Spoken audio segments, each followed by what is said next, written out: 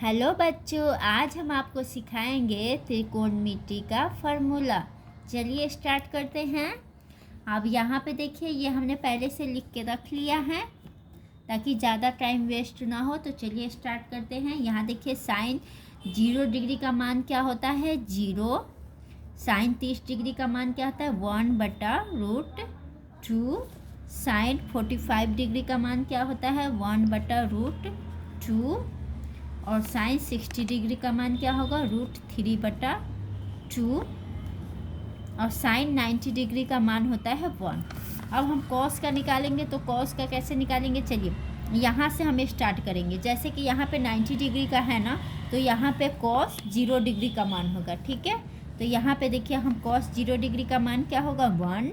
अब यहाँ पे देखिए, कॉस 60 डिग्री का जो मान होगा वही साइन 60 डिग्री का जो मान होगा वही कॉस 30 डिग्री का होगा। तो यहाँ 60 डिग्री का मान कितना है? √3/2।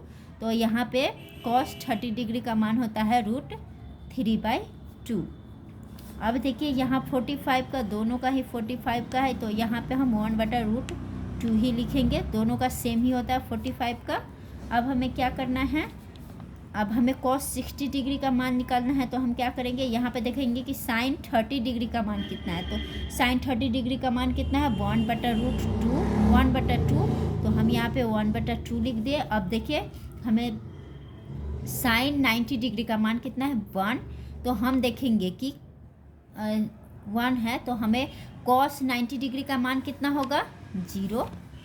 ठीक है, अब हम बनाते हैं tan का।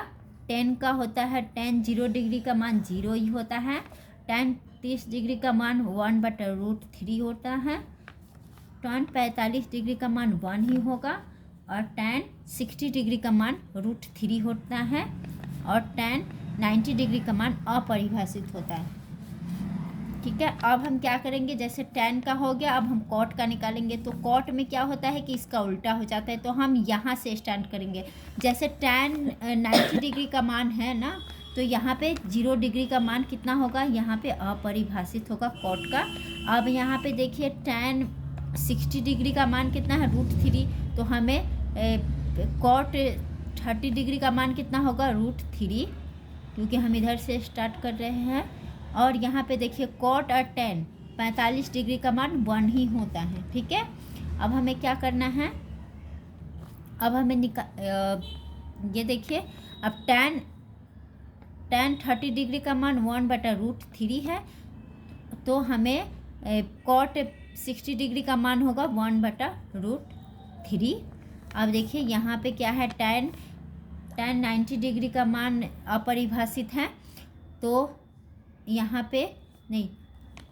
और tan 0 डिग्री का मान कितना है? 0। तो हम यहाँ पे 90 डिग्री के जगह यहाँ पे लिखेंगे 0। ठीक है, अब हमें निकालना है सेक का। सेक का 0 डिग्री का मान 1 होता है।